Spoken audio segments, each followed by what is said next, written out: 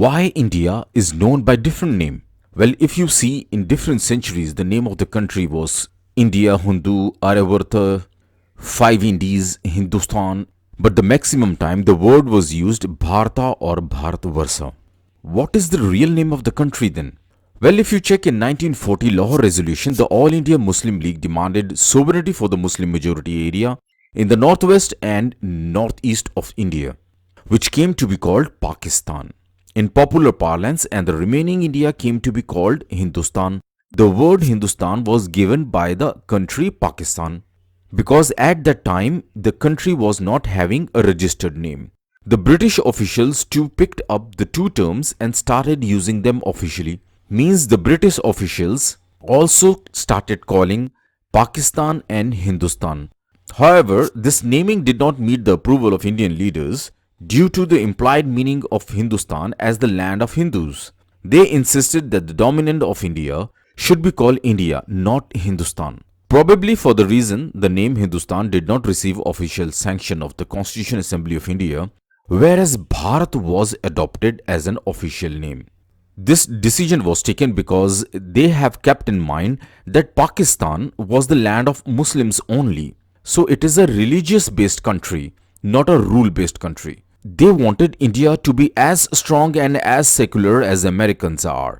So by the Constitution Assembly of India, the registered name of the country is India, that is Bharat. See, to understand any country of the world, you need to understand the constitution of that country. So let's understand the Constitution of India.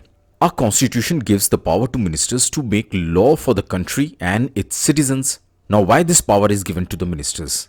Actually, India is a democratic country and citizens has the power to choose their leaders to represent them in parliament and make such law which is better for the citizens and the country. Now let's understand how the law is made. The constitution gives power to the center and the state to make law. The central legislative is the parliament and the state legislative is the state legislative assembly. Now to make law or amend a law, the first step is to prepare a draft. When a draft is presented in the parliament, it is called bill, and when this bill is passed by the parliament, it becomes an act, which is the law. If you remember, a draft of Citizenship Amendment Act was presented in the parliament. A huge protest started. Now you can see from the photograph, first the protest was for CAB, that is Citizenship Amendment Bill, a bill which was presented in the parliament, and when this bill was passed by the parliament, it became act. So the protest in the same manner was changed from CAB to CAA, that is Citizenship Amendment Act. I hope now you will not forget the process of making law.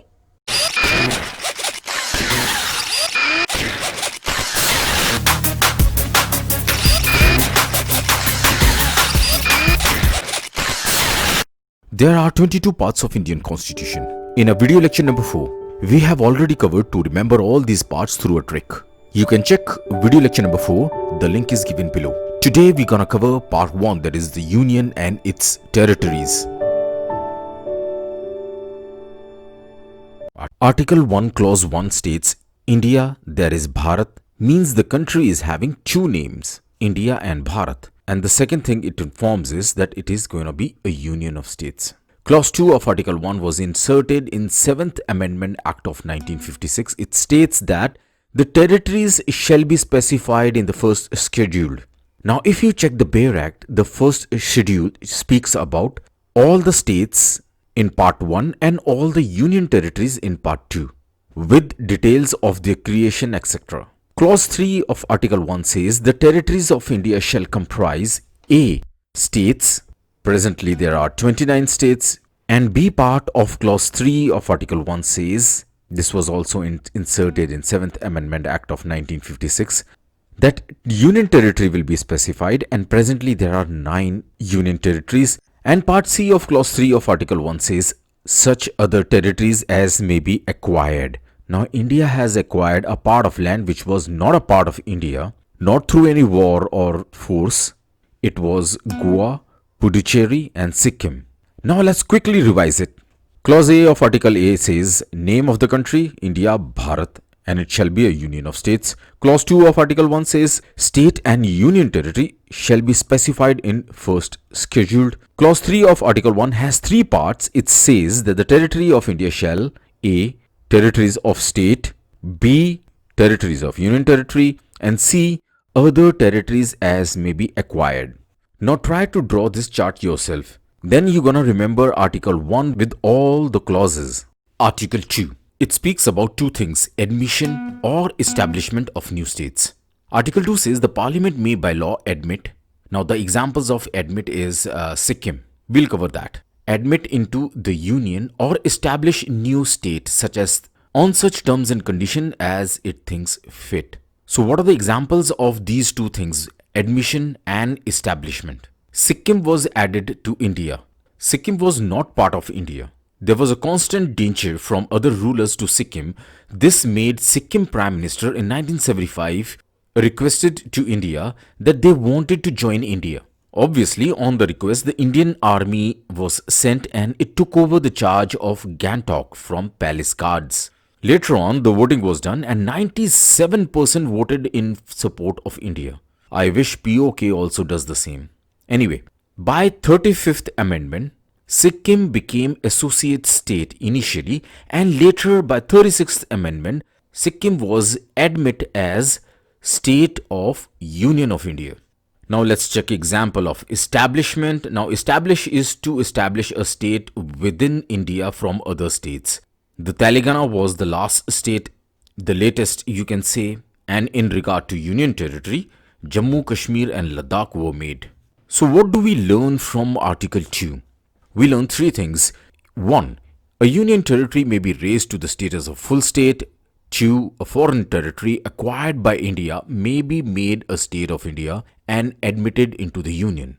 3. A territory separated from an existing state can be reorganized into a full-fledged new state. Article 3. It has a lot of action. Lot of things happens in the parliament regarding this. Formation of a new state is done. Alteration of area is done. Boundaries or the name of the existing states are done. How it is done? Article 3 says the parliament may by law. Clause A says form a new state by separation of territory from any state. So clause A of Article 3 clearly mentions that a new state can be formed from an old state. We will cover examples for that. Or by uniting two or more states or parts of states by uniting any territory to a part of state. So the alteration of the boundaries are within India, so within the power of India, it doesn't really matter. Now how the action of the parliament under clause A of Article 3 takes place, let's check that. Now let's check some examples of Article 3A through JMAP system. JMAP system is J law classes system. Anyway, this part of India belongs to state of Madhya Pradesh, old Madhya Pradesh, and the part of state was divided and a new state Chhattisgarh was made on 1st November 2000. Next one, this part was state of Uttar Pradesh, old Uttar Pradesh, and a new state Uttarakhand was made on 9th November 2000. And the third one, this was Bihar, old Bihar, and a part of land of Bihar was divided and Jharkhand was made on 15th November 2000. See, making a new state does not mean a bad thing. It brings better governance and better control of the government. Due to large area, managing the system is not really proper. See, India is a huge country. And these states are even larger than some of the countries of Europe. Anyway, the Indian government took a big step by creating 3 union territories. Yes, you're right.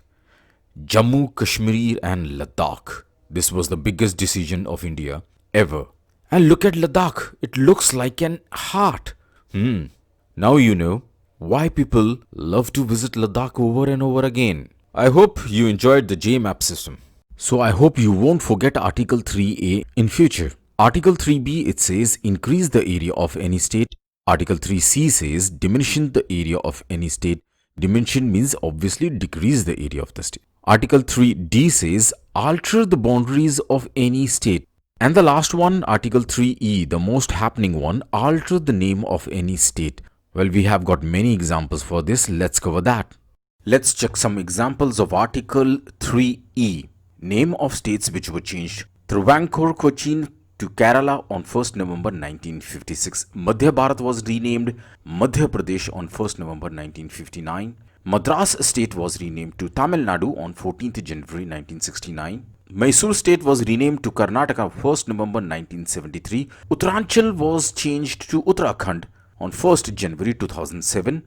Odisha spelling name was changed, but definitely there is a change of name as well to Odisha. That is on 4th November 2011. There's a huge number of name changed of cities. I'm taking only a few too. That is, Bombay was renamed to Mumbai in 1995 and Allahabad was changed to Prayagraj in 2018. Now let's check what are the conditions given in Article 3. It says, provided that no bill for the purpose shall be introduced in either House of Parliament except on the recommendation of the President, and unless where the proposal contained in bill affects the area, boundaries or name of the states, the bill shall be referred by the President to the legislature of the state for expressing its view thereon within such period as may be specified in the reference, or within such further period as the President may allow, and the period so specified or allowed has expired. So this is a clear example why we call the President as a rubber stamp, because he does not has the exact power to refuse the bill, but can only give for references to the states if the name of the state has to be changed. The President cannot refuse the bill. This is the conclusion.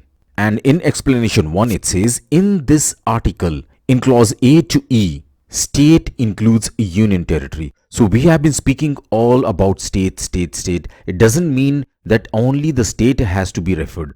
It includes the union territories because this is also a part of India. But in the proviso, state does not include union territory. Now this is to be understood very well.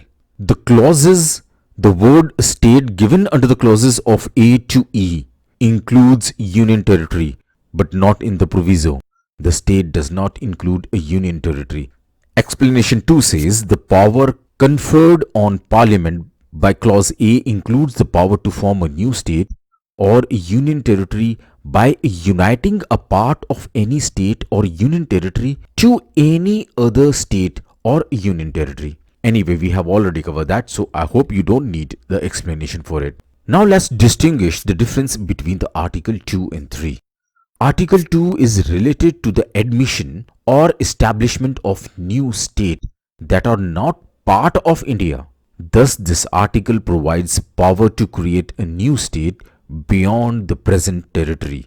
On the other hand, Article 3 is related with establishment or creation of new states after the reorganization of existing states which are already parts of India.